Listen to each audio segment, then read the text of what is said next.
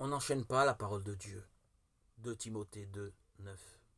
Paul appelait Timothée son véritable enfant dans la foi. 1 Timothée 1, 2. Mais c'est probablement Eunice, sa maman, juive devenue chrétienne, qui l'avait fait baptiser.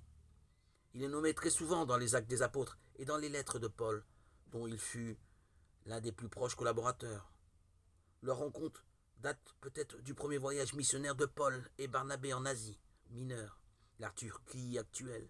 Et en tout cas, c'est au cours du deuxième voyage que Paul décida de l'emmener avec lui dans ses missions. Plus tard, l'apôtre devrait lui décerner le plus beau des compliments. Toi, tu m'as suivi avec empressement dans l'enseignement, la conduite, les projets, la foi, la patience, l'amour, la persévérance, les persécutions, les souffrances que j'ai connues à Antioche, à Iconium, à Lystre, de Timothée 3, 10, 11. Il était si proche de Paul qu'il est co-signataire de 6 de ses lettres. La deuxième aux Corinthiens, les lettres aux Philippiens, aux Colossiens, les 2 lettres aux Thessaloniciens et celle à Philémon, sans oublier qu'il est lui-même destinataire à son tour de 2 lettres.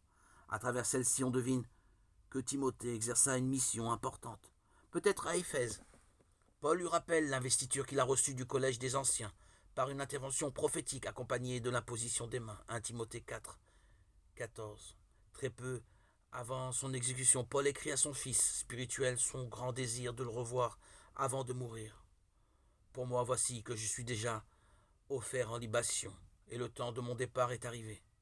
Efforce-toi de venir me rejoindre au plus vite, de Timothée 4, 6, 9.